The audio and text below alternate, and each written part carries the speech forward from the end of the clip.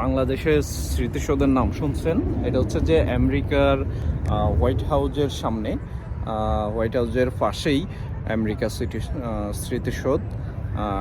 এখানে বিশাল পার্কের মধ্যে সকল লোকজন আসে, খেলতে আসে, পিকচার তুলতে আসে। দেখতেছেন বিশাল এক সিম্বল এরা তৈরি করে রাখছে। এর পাশে অনেকগুলো বিল্ডিং, বিশাল বিশাল বিল্ডিং। যেদিকে তাকাই সবুজের সমারোহ, মানুষ আসে, খেলতেছে, ঘুরতে আসে।